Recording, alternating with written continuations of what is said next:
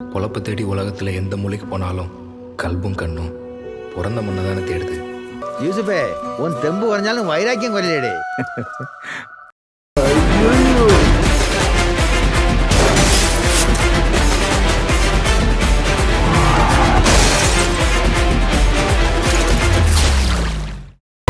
Max Gold. Cash for gold. Call 04445454545. Max Gold. Cash for gold. Holidays nale adu namma GT Holidays da. GT Holidays, South India's #1 travel brand. You know you are special when you're with GT Holidays.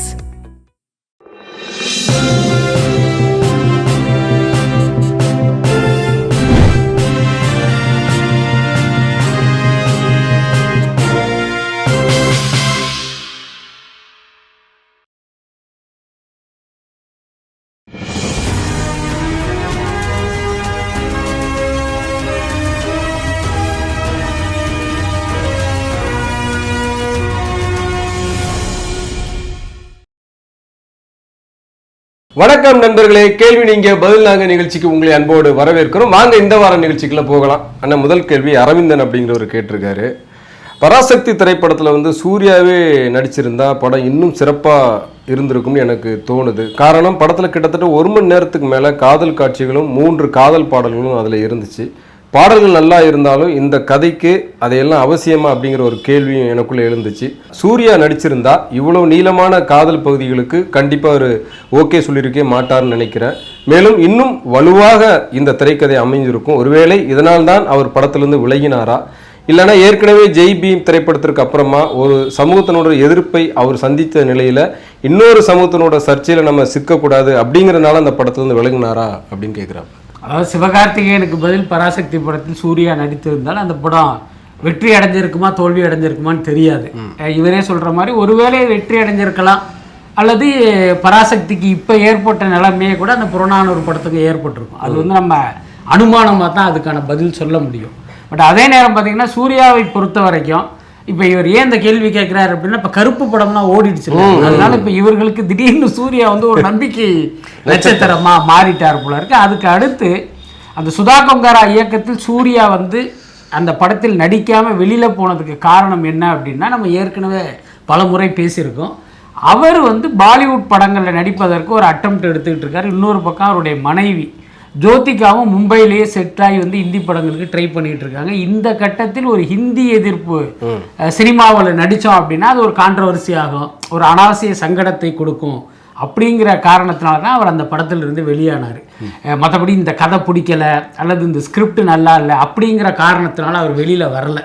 என்ன காரணம், அவர் அந்த லைனை கேட்டு okay பண்ணி அதுக்கப்புறம் பார்த்தீங்கன்னா ஸ்கிரிப்டெல்லாம் ready பண்ணி கிட்டத்தட்ட ஷூட்டிங் போகிற ஸ்டேஜில் தானே வெளியில் வந்தார். ஆனால் அந்த ஸ்கிரிப்டுக்கு அவ்வளோ பெரிய போட்டி இருந்துச்சு. ஆமாம், அதில் என்ன டவுட் உங்களுக்கு? கடைசியில் படமாக பார்க்கும்போது இதுக்காக போட்டி போட்டாங்கங்கிற மாதிரி ஆயிடுச்சு. ஆமாம். அதுக்கப்புறம் பார்த்தீங்கன்னா நம்ம படம் பார்த்த வகையில் பார்த்தீங்கன்னா ஒரு மேலோட்டமாக அந்த படத்தில் எல்லா விஷயங்களும் சொல்லப்பட்டிருந்தது, நிறைய சமரசங்கள் பண்ணப்பட்டிருந்தது. ஆமாம். அதுக்கு அடுத்து அந்த பராசக்தி படத்தில் பாடல் காட்சிகள் இருந்ததற்கு சிவகார்த்திகேயன் நடித்தது மட்டுமே காரணம் இல்லை, சூர்யா நடித்திருந்தாலும் அதில் பாடல் காட்சிகள்லாம் இருந்திருக்கும். என்ன காரணம், ஹிந்தி எதிர்ப்பு பின்னணியில் நடக்கிற ஒரு காதல் கதையாக தான் அதை எடுத்திருந்தாங்க. ஹிந்தி திணிப்பு. ஆமா. ஸோ அதனுடைய பின்னணியில் சொல்லப்பட்ட ஒரு காதல் கதை தான் அது. அதனால இதுக்கு அனுமானமாக தான் நம்ம பதில் சொல்ல முடியும். அடுத்த கேள்வி விவேக் அப்படிங்கிறவர் கேட்டுக்காருண்ணே. சமீபத்தில் தான் 29 அப்படிங்கிற திரைப்படத்தை நான் பார்த்தேன். படம் உண்மையில ரொம்ப நல்லா இருந்துச்சு. ஆனால் தியேட்டரில் அந்த படம் எதிர்பார்த்த வெற்றியை பெறலை. இதற்கு காரணம், படத்தோட நாயகன் விது தமிழ் ரசிகர்களுக்கு ஒரு போதுமான அளவில் அறிமுகம் இல்லாத ஒருத்தராக இருந்தாரே, அதுதான் முக்கியமான காரணமாக, இல்லைனா தயாரிப்பு நிறுவனம் அப்புறம் தயாரிப்பாளர் இந்த படத்தை மக்கள் மத்தியில் சரியாக கொண்டு போய் சேர்க்க தவறிட்டாங்களா, வேலை இப்போ வளர்ந்து வர்ற வேறு ஒரு பிரபல நடிகரை வச்சு இந்த படம் எடுக்கப்பட்டிருந்தா இந்த படம் மிகப்பெரிய வெற்றியை அடைஞ்சிருக்கும்னு நினைக்கிறீங்களா, இல்லைனா படம் வெளியான அதே நேரத்தில் சூர்யாவோட கருப்பு போன்ற ஒரு பெரிய வெற்றி படம் வெளியானதுனால இந்த படத்தை ரசிகர்கள் பெருசாக கவனிக்கலையா அப்படின்னு கேட்குறாரு. இல்லை, ஆக்சுவலாக அந்த படத்தினுடைய ஹீரோவை நம்ம குறை சொல்ல முடியாது, ரொம்ப கரெக்டான ஒரு பர்ஃபார்ம் பண்ணியிருக்காரு அவரு. அதான் ஒருவேளை விளம்பரங்கள் பெருசாக அவங்க பண்ணாமல் விட்டுட்டாங்களாங்கிறது ஒன்று இருக்குது. ஏன்னா இது என்ன மாதிரி சப்ஜெக்டு, இது எந்த மாதிரி பசங்க பார்க்கணும் அப்படிங்கிறதெல்லாம் இவங்க முன்னாடியே சொல்லியிருக்கணும். ஆனால் அந்த நிறுவனத்தில் அந்த விளம்பர உத்தி நல்லா இருந்துச்சு. இப்போ இந்த படம் பார்த்தீங்கன்னா வேறொரு காலகட்டத்தில் நடக்கிற படம்ங்கிறது அந்த அந்த டிசைன்லேயே வந்து உங்களுக்கு கன்வே இல்லை பண்ணல. டிசைனில் கன்வே பண்ணியிருந்தாங்க. பட் ரொம்ப பியூரான ஒரு லவ் ஸ்டோரி அப்படிங்கிறத கொஞ்சம் கன்வே பண்ணியிருந்தா இந்த காலேஜ் ஸ்டூடெண்ட்லாம் உள்ளே வர்றதுக்கு வசதியாக இருந்திருக்கும். இன்னொரு பக்கம் கருப்பும் கூட எடுத்துக்கலாம். அது ஒரு மாதிரி கமர்ஷியல் படமாக மாறிச்சு. இது வந்து ஒரு பியூர் காதல் படமாக இருக்கும் பொழுது அதுக்கு வர்ற கூட்டத்தை விட இதுக்கு ஆட்டோமேட்டிக்காக குறைஞ்சிருச்சு. அது பொதுவாக ஒரு படம் பெரிய வெற்றி அடையும் போது ஆடியன்ஸ் பார்த்துருவாங்க, படம் அவங்களுக்கு சுமாராக தெரிஞ்சிருக்கும். படம் பார்த்தீங்கன்னா பயங்கரமாக ஓடிக்கிட்டு இருக்கு, இப்போ ஆடியன்ஸே குழம்பிடுவோம், ஏன்டா அந்த படம் இவ்வளோ பெருசாக ஓடுதுன்ட்டு. சில படங்கள் பார்த்தீங்கன்னா சூப்பராக இருக்கும், ஆனால் தியேட்டரில் ஒர்க் ஆகாது.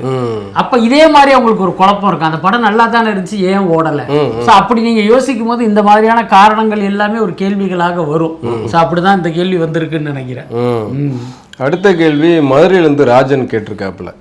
ஜெயராம், சுராஜ் போன்றவர்கள் சிறந்த நகைச்சுவை மற்றும் குணச்சித்திர நடிகர்களாக இருக்கிறார்கள். இப்போல்லாம் அவங்க வந்து காந்தாரா, வீரதரசூரன், கரை போன்ற படங்களில் வில்லன் கதாபாத்திரங்களையும் நடிக்க ஆரம்பிச்சிருக்கிறாங்க. அவங்க அந்த கதாபாத்திரங்களை சிறப்பாக செய்யலைன்னு நான் சொல்லலை, ஆனால் வில்லன் வேடங்களை நடிக்கிறதுக்கு பல திறமையான வில்லன் நடிகர்களே இருக்கும்போது மக்களை சிரிக்க வைக்கிற அப்புறம் நேர்மையான பிம்பம் கொண்ட நடிகர்களையே டைரக்டர்களை திடீர்னு வில்லன் கேரக்டர் நடிக்கிறதுக்கு செலக்ட் பண்ணுறாங்க. இது வந்து கதாபாத்திரத்துக்கு ஒரு புதிய பரிமாணம் கொடுக்கணும் அப்படிங்கிறதுக்காக செலக்ட் பண்ணுறாங்களா, இல்லைனா ரசிகர்களுக்கு ஒரு எதிர்பாராத அதிர்ச்சியை கொடுக்கணும் அப்படிங்கிறதுக்காக இதை பண்ணுறாங்களா? இந்த போக்கு சமீப காலமாக சினிமாவில் அதிகரிச்சுட்டு வருதே, அதுக்கு என்ன காரணம் அப்படின்னு கேட்குறேன். சமீப காலமாக மட்டும் இல்லை, அது காலம் காலமாகவே இருக்குது. முதல்ல தெரிஞ்சுங்க, வில்லன் என்று ஒரு இனம் கிடையாது. ரைட்டா? எல்லா மனிதர்களுக்கும் வெவ்வேறு முகம் இருக்கும். சில பேர்கிட்ட ஒரு பாசிட்டிவான முகம் காட்டுவாங்க, சில பேர்கிட்ட வந்து ஒரு நெகட்டிவான முகம் காட்டுவாங்க. இப்போ இவர் யார்கிட்ட பாசிட்டிவ் முகம் காட்டுவாரோ அவருக்கு இவர் நல்லவனா தெரிவார், நெகட்டிவ் முகம் காட்டினவனுக்கு இவர் கெட்டவனா தெரிவார். இப்போ நம்மளுடைய சமூகத்திலே பார்த்தீங்கன்னா வில்லன்கிறதுக்கு ஏதாவது அடையாளம் இருக்கா? மீசை பெருசாக வச்சிருப்பாரு, கொம்பு முளைச்சிருக்கும், அந்த மாதிரி எதுவும் இருக்கா? இவர் நல்லவரா கெட்டவரா நம்மளால இனங்காணவே முடியாது. எல்லா மனிதர்களுக்கும் எல்லா இருக்கு. அப்ப நம்ம சினிமாவில் மட்டும் பாத்தீங்கன்னா வில்லன்னா ஒரு நம்பியார் மாதிரி இருக்கணும், காமெடியன்னா அவர் வந்து வடிவேல் மாதிரி இருக்கணும் அப்படிங்கிறது இப்ப நம்மளுடைய பொது புத்தியில் உறைந்து போன ஒரு கருத்து தான். ஆனா நிஜத்துல வேற மாதிரி இருக்கு. கண்டிப்பா அது வேற விஷயம். ஆனா அதுக்கப்புறம் பாத்தீங்கன்னா இப்ப இவர் கேட்கிறாரு, சுராஜ் வெஞ்சரமுடுவா இருக்கட்டும், ஜெயராமா இருக்கட்டும், இவங்க ஏன் வந்து வில்லன் வேடத்துல நடிக்கிறாங்க அப்படின்னா அதுக்கு அடிப்படையான காரணம் தமிழ் சினிமாவில் கிடைக்கிற சம்பளம். இப்போ சுராஜ் வெஞ்சரமுடெல்லாம் மலையாளத்தில் நிறைய படங்கள் நடித்தாலும் அவரெல்லாம் பார்த்தீங்கன்னா அங்கே வந்து ஒரு லட்சங்களில் தான் சம்பளம் வாங்குற ஒரு நடிகராக இருப்பார். ஆனால் தமிழ் படங்கள் வரும்போது பார்த்தீங்கன்னா அவர் கோடிக்கணக்கில் சம்பளம் கேட்குறாரு. அப்போ நீங்கள் கோடிக்கணக்கில் சம்பளம் கிடைக்கும் போது நீங்கள் என்ன கேரக்டர் சொன்னாலும் அவங்க நடிக்க தயாராக இருப்பாங்க. இல்லை சார் நான் வந்து காமெடியன் சார், நான் இப்படி வில்லனா நடிக்கிறதெல்லாம் மறுக்க மாட்டாங்க. எல்லாத்துக்கும் மேலே நடிகர்களுக்கு அவங்க வந்து நடிகர் தான், ஆக்டர் தானே. Villain actor, comedy actor, character artist நம்ம வசதிக்கு வேணா அதை பிரிச்சுக்கலாமே தவிர அவர்களை பொறுத்த வரைக்கும் ஒரு ஆக்டர் அவருக்கு என்ன கதாபாத்திரம் கிடைக்குதோ அதை அவர் செய்வார், செஞ்சுக்கிட்டு இருக்காங்க. அப்படிதான். அதுக்கடுத்து பார்த்தீங்கன்னா இந்த மாதிரி ஒரு இமேஜ் உள்ள ஒரு நடிகரை, இப்போ இவரே குறிப்பிட்ட மாதிரி ஜெயராம்ங்கிறவர் கொஞ்சம் காமெடியாக நடிக்கிற ஒருத்தவருங்கிறது தானே இமேஜ். அவரை வந்து நீங்க வில்லன் கேரக்டர்ல போடும்போது பார்த்தீங்கன்னா ஆடியன்ஸுக்கு சர்ப்ரைஸா இருக்கும். அவன் படம் பார்க்கும்போது இவர் தான் வில்லன்னு அவன் ஒரு பர்சன் கூட யோசிச்சிருக்கவே மாட்டான். அப்போ அவர் திடீர்னு ஒரு வில்லனாக வந்து நிற்கும் போது பார்த்தீங்கன்னா இவனுக்கு வந்து அது வந்து ஒரு பெரிய சர்ப்ரைஸாக மாதிரி அதுவே படத்தினுடைய வெற்றிக்கு கூட காரணமாக இருக்கும். சார் இந்த மாதிரி நிறைய காரணங்கள் இருக்குது. ஒரு படத்தில் சின்னி ஜெயந்த் அப்படியே அப்பாவியார் பேர் பெரிய வேலை ஒன்று பண்ணிடுவார். ஆமாம், கை கொடுக்கும் ரஜினி படத்தில். ஆமாம் ஆமாம், அது மாதிரி. அடுத்த கேள்வி யூகேலேருந்து மது கேட்டிருக்காப்புலண்ணே. ஒரு டைரக்டரோட வேலைகளில் தேவையற்ற தலையீடு செஞ்சு படத்தோட கதையின் அடிப்படையை மாற்ற முயற்சிக்கிறது தான் பல முன்னணி ஹீரோக்களோட படங்கள் தோல்வி அடைவதற்கு முக்கிய காரணம்னு சொல்கிறாங்க. உண்மையான நிலை இப்படி இருக்கிறப்போ ஒரு படம் வெற்றி பெற்றால் அதற்கான முழு புகழையும் ஹீரோவுக்கே கொடுக்குறாங்க. ஆனால் அந்த படம் தோல்வி அடைஞ்சிருச்சுன்னா அதற்கு டைரக்டரை மட்டுமே கை காட்டுறாங்க. அது மட்டும் இல்லாமல் பட வெளியீட்டுக்கு அப்புறமா சம்பந்தப்பட்ட ஹீரோக்களோட ரசிகர்களும் இதே கருத்தை தான் சோசியல் மீடியாவில் பரப்புகிறாங்க. இது எந்த வகையில் நியாயம்? இனிமேலாவது ஹீரோக்கள் டைரக்டரோட வேலைகளை தலையிடுறதை நிறுத்துவாங்களா, இல்லைனா ஒரு படம் தோல்வி அடைஞ்சதுன்னா அதுக்கு முழு பொறுப்பு நான் தான் அப்படின்னு ஒரு ஹீரோக்கள்லாம் அதை ஏற்றுக்க முன் வருவாங்களா அப்படின்னு கேட்குறேன். ஆக்சுவலாக எல்லா ஹீரோக்களுமே டைரக்டரை டாமினேட் பண்ண முடியாது.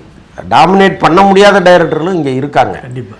அப்போ நம்ம அதையும் கருத்தில் எடுத்துக்கணும். ஸோ அப்படி பார்க்கும் பொழுது இப்போ ரஜினி மாதிரி பெரிய ஹீரோக்கள், இப்போ சிபி சக்கரவர்த்தி மாதிரி ஒரு டைரக்டர் வரும்போது இதை மாற்ற அதை மாற்றுன்னு சொல்லிடுறாங்க. அதுவே ஒரு பாரதி ராஜா மாதிரி வச்சுக்கிங்களா, மணிரத்னம் மாதிரி அவங்க ஒன்றுமே சொல்ல முடியாது. ஸோ அதுவும் இங்கே இருக்குது. அப்போ வெற்றி தோல்விங்கிறது பழைய தூக்கி யாருமே போடலாமான்னு நினைக்கும் பொழுது ஹீரோ டைரக்டர்னு மாற்றி மாற்றி போட்டுடுறாங்க. பட் அதற்குள் இருக்கிற பிரச்சனைகளில் புது இயக்குனர்கள் அல்லது வாழ்ந்து வரும் இயக்குனர்களை மட்டும்தான் ஹீரோக்கள் டாமினேட் பண்ணுறாங்க. அடுத்த கேள்வியும் செந்தமிழன் யூகேல இருந்து தான் கேட்டிருக்காரு. 19 வயசுலேயே வந்து துருவங்கள் 16 அப்படிங்கிற ஒரு படத்தை ஒரு சிறந்த திரைக்கதையோட அவர் கொடுத்தாரு டைரக்டர் கார்த்திக் நரேன். அதுக்கப்புறமா அவர் இயக்குன பல படங்கள் ஏன் தெரில அதே அளவிலான இந்த திரைக்கதை வலிமையோட இல்லை. குறிப்பாக மாறன் திரைப்படத்தை பார்க்குறப்போ உண்மையிலேயே அந்த படத்தை கார்த்திக் நரேன் தான் டைரக்ட் பண்ணாரா அப்படிங்கிற ஒரு சந்தேகம் கூட எனக்கு வந்துச்சு. அந்த படத்தோட தயாரிப்பில் இல்லைன்னா படைப்பாக்கத்தில் ஏதாவது அவருக்கு பிரச்சனை ஏற்பட்டுச்சா? அதேமாதிரி மாஃபியான்னு ஒரு படம், நிறங்கள் 3ன்னு ஒரு படம், இதெல்லாம் திரைக்கதையில் வந்து முன்பு இருந்த அந்த பிடிப்பு அதெல்லாம் ஈர்ப்பு கம்மியாக இருந்ததான் எனக்கு தோணுச்சு. இந்த நிலையில் ரொம்ப நாளாக அவருடைய டைரக்ஷனில் நரகாசுரன் அப்படிங்கிற படம் ரிலீஸ் ஆகாமலே இருக்குது. உண்மையிலே அந்த படம் ரிலீஸ் ஆகுமா? ஏன்னா துருவங்கள் 16 திரைப்படத்தில் இருந்த அந்த சுவாரஸ்யமான திரைக்கதை அதுலேயும் இருக்குன்னு நான் நம்புகிறேன். அது மட்டும் இல்லாமல் நரகாசுரன் திரைப்படம் ரிலீஸ் ஆகாமல் இருப்பதற்காக நிதி அளிப்பு அல்லது தயாரிப்பு தொடர்பான பிரச்சனைகள் என்னென்ன, அதுக்கப்புறம் அவர் அறிவித்த நாடக மேடை திரைப்படமும் கைவிடப்பட்டதுன்னு ஒரு தகவல் வந்துச்சு. தொடர்ந்து இந்த மாதிரியான பின்னடைவுகளுக்கு என்ன காரணம்? நான் ஏன் இந்த கேள்வியை இவ்வளோ டீட்டெயிலாக கேட்குறோம்னா, கார்த்திக் நரேன் டைரக்டராக அறிமுகமாருக்கு முன்னாடியே அவரை நான் ஃபேஸ்புக்கில் பின்தொடர்ந்து வந்தேன். அவருடைய குறும்படங்கள் எல்லாமே ரொம்ப சுவாரஸ்யமான திரைக்கதையோடு இருந்துச்சு. 2014ஆம் ஆண்டு நான் ஒரு குறும்படம் எடுத்தப்போ கூட ஒளிப்பதிவு தொடர்பாக ஒரு சந்தேகத்தை அவர்கிட்ட ஃபேஸ்புக் மூலமாக நான் கேட்டிருக்கேன். இவ்வளோ திறமை கொண்ட ஒரு டைரக்டர் இன்றைக்கி லோகேஷ் கனகராஜ் மாதிரி ஒரு உசரத்தில் இருக்க வேண்டியவர் இப்போ ஏன் அவர் வந்து அந்த இடத்துல இல்லை? எங்கே அவரோட வெற்றியை தவற விட்டார்? அவர் ஏன் எதிர்பார்த்த அளவுக்கு வளர முடியாமல் போயிடுச்சு அப்படின்னு கேட்குறாரு. பாருங்க, கார்த்திக் நரேன்கிற ஒரு டைரக்டர் அவர் வந்து ஒரு வெற்றி படம் தான் கொடுத்தாரு. அதுக்கப்புறம் அவர் பண்ண படங்கள்லாம் உண்மையிலே வந்து அது ரசிக்கிற மாதிரியே இல்லை. ஆனாலும் இவருக்கு வந்து இவ்வளவுக்கு அவருடைய நினைவில் இருக்கார் அப்படின்னா அந்த அவர் கொடுத்த அந்த முதல் படம் தான். ஆனால் உண்மையிலேயே நமக்கே ஒரு மிகப்பெரிய வருத்தம் தான். இள வயதில் ஒருத்தர் வந்து இப்படி ஒரு வெற்றி படத்தை கொடுத்தாதுங்கிறதே ஒரு மிகப்பெரிய ஆச்சரியம். பட் இவர் கேட்ட மாதிரி கிட்டத்தட்ட லோகேஷ் கனகராஜ் இவர் மாதிரி வந்தவர் தான். ஆனால் அவருக்கு கிடைத்த வாய்ப்புகள் பார்த்தீங்கன்னா அவர் கொண்டாந்து அவ்வளோ உயரத்தில் உட்கார வச்சிருக்கு. ஆனால் இவருக்கு அந்த வாய்ப்புகள் கிடைக்காம பார்த்தீங்கன்னா இவர் வந்து வேற மாதிரி போயிட்டாரு. அதுக்கு காரணம் என்ன அப்படின்னா, அந்த முதல் படத்துக்கு பிறகு எப்பயுமே ஒரு பெரிய வெற்றி படம் கொடுத்த பிறகு திரையுலகில் பார்த்தீங்கன்னா பல பேர் வந்து உங்களை அப்ரோச் பண்ணுவாங்க. ஒரு பக்கம் தயாரிப்பாளர்கள், இன்னொரு பக்கம் இயக்குனர்கள் அப்படின்னு வந்து ஒரு கூட்டமே உங்களுக்கு முக்கியம். நீங்கள் அந்த இடத்துல ரொம்ப கவனமாக இருக்கணும். இப்போ உதாரணத்துக்கு பார்த்தீங்கன்னா, இவர் வந்து ஒரு புதுமுக இயக்குனராக இருக்கிறதுனால இவர் வந்து சினிமாவுக்கு வெளியில இருந்து பல பேரை பார்த்து வியந்திருப்பார். அவர்களும் கூட இவரை வந்து அப்ரோச் பண்ணி இவரை பாராட்டுவாங்க, இல்லைன்னா நம்ம சேர்ந்து படம் பண்ணலாம் அப்படின்லாம் வந்து விருப்பத்தை தெரிவிப்பாங்க. அதில் முக்கியமான ஆளு கௌதம் மேனன். அதுதான் சொல்ல வரேன். இப்போ இவங்க என்ன பண்ணுவாங்க அப்படின்னு கேட்டால், அடடா நம்ம வந்து வெளியிலேருந்து பார்த்த ஒரு வியந்த மனுஷன் இப்போ நம்மளை தேடி வர்றாரு, அப்போ இவரோட நம்ம அசோசியேட் ஆகும் நினச்சி அப்படி போகிறாங்க. இல்லை, அது பல நேரங்களில் பார்த்தீங்கன்னா சறுக்கி விட்டுரும். அதுக்கு பெரிய உதாரணம் இவர் வந்து கௌதம் மேனன் மேலே வந்து பயங்கரமான அபிமானம் கொண்ட ஒருத்தர். கௌதம் மேனன் இவரை தேடி வரும்போது இப்போ அவர் கூட ஒரு படம் பண்ணலான்னு போனது தான் இவருடைய இவ்வளவு பெரிய சரிவுக்கே காரணம். அந்த படத்தில் போய் மாட்டினதுனால அடுத்தடுத்து இவர் பண்ண படங்களில் கூட இவரால் கான்சென்ட்ரேட் பண்ண முடியல. அதுவே இந்த படங்களுடைய தோல்விக்கே காரணமாயிடுச்சு. இன்னைக்கு வந்து இவருடைய திரையுலக பயணம் பார்த்தீங்கன்னா ரொம்ப ஷார்ட் பீரியட்லேயே அது ஒரு இடத்துல முற்று பெற்றதுக்கு காரணமே அந்த கௌதம் மேனனோட போன அந்த ப்ராஜெக்ட் தான். அது உண்மையிலே நமக்கெல்லாம் பெரிய வருத்தம். எல்லாத்துக்கு மேலே பார்த்தீங்கன்னா அந்த அவருடைய முதல் படம் வரும்போது பல பேர் பார்த்தீங்கன்னா இவர் ஒரு ட்ரெண்ட் செட்டராகலாம் கொண்டாடினாங்க. பட் இப்போவும் இந்த கேள்வி கேட்ட இவர் மட்டும் இல்லை, இன்னும் பல பேர் கார்த்திக் நரேன் மேலே வந்து ஒரு மிகப்பெரிய நம்பிக்கை வச்சுருக்காங்க. நாமும் அடக்கம் அதில். இந்த வீடியோ வந்து அவர் பார்த்தார் அப்படின்னா இதையே வந்து அவர் ஒரு உத்வேகமாக எடுத்துக்கிட்டு அவர் மீண்டு வரணும். அது வந்து எல்லாருடைய ஆசையும் கூட. அது நிச்சயமாக, ஏன்னா அவர் எடுத்த படங்களை எல்லாம் வச்சு பார்க்கும்போது பார்த்தீங்கன்னா அவர்கிட்ட நிச்சயமாக மிகச்சிறந்த படைப்புகள்லாம் அவருக்குள்ளார இருக்கும். கண்டிப்பாக அவர் வரணும். நன்றி நண்பர்களே. கேள்வி நீங்க பதில் நாங்க நிகழ்ச்சி இத்தோட நிறைவடையுது. வழக்கம் போல உங்களுடைய கேள்விகளை நம்முடைய வாட்ஸ்அப் நம்பருக்கும் வீடியோவுக்கு கீழே இருக்கிற கமெண்ட் செக்ஷனுக்கு அனுப்பிச்சு வைங்க. மீண்டும் இன்னொரு வீடியோ சந்திப்போம். நன்றி, வணக்கம்.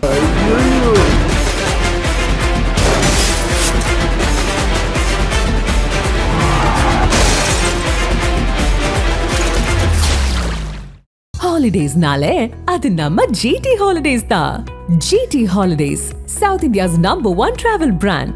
You know you are special when you're with GT Holidays. Max Gold. Cash for gold. Call 044 4545 4545. Max Gold. Cash for gold.